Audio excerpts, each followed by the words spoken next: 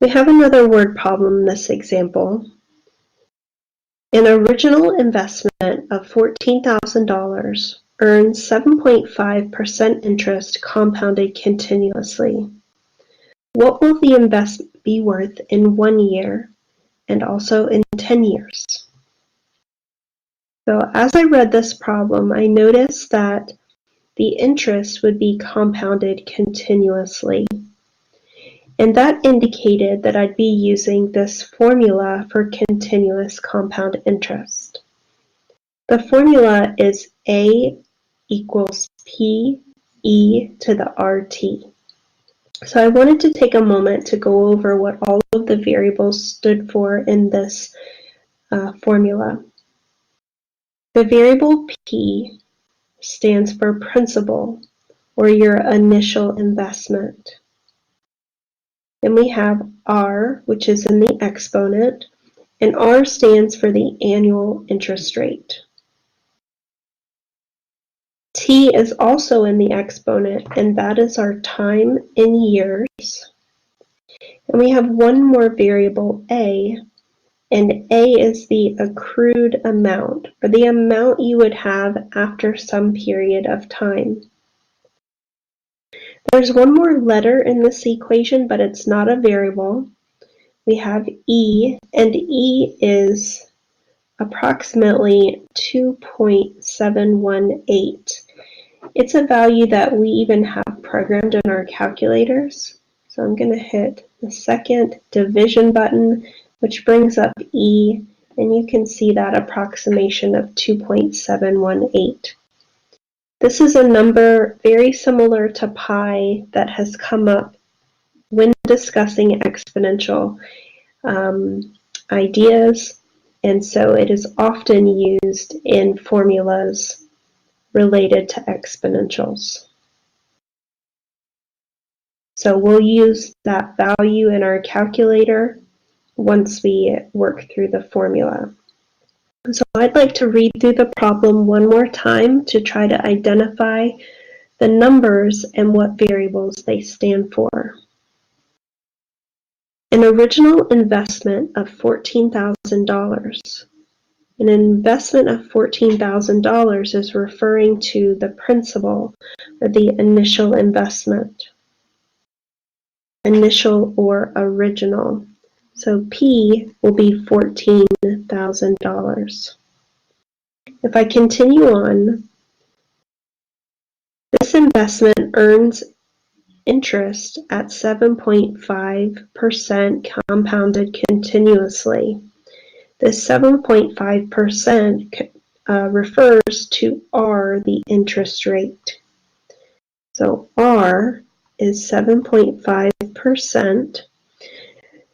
In our formula, we don't use this value in percentage form. We're going to convert it to its decimal form.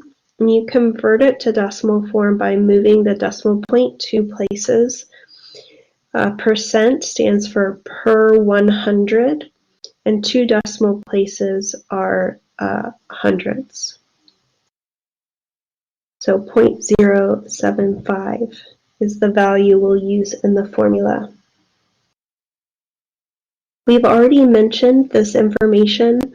Compounded continuously indicates which formula you'll be using. There is another formula which is called periodic compound interest, and that one you will see in the wording. It will say compounded monthly or daily or quarterly or some other statement besides continuously. What will the investment be worth in 1 year and also in 10 years? So we're given two values of time, t equals 1 and t equals 10. So we're going to have to use our formula twice to do those calculations.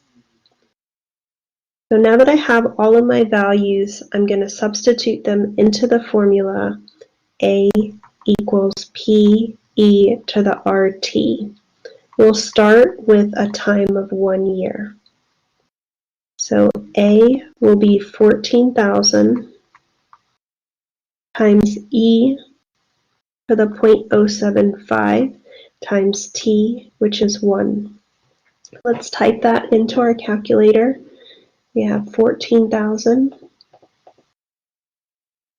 times e to the 0.075 times 1. And after 1 year, the $14,000 would grow to $15,090.38. I rounded to the nearest cent because we're dealing with money.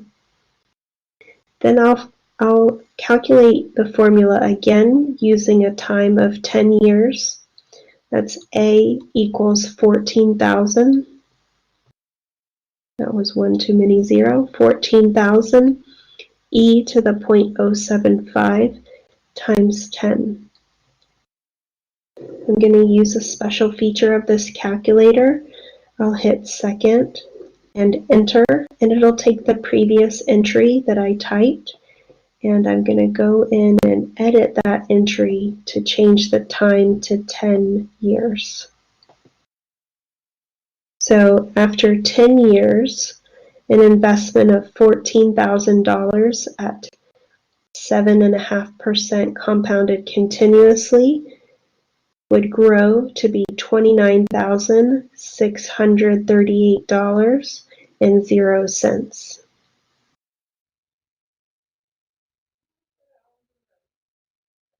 Thank you for checking out my videos. Have a great day.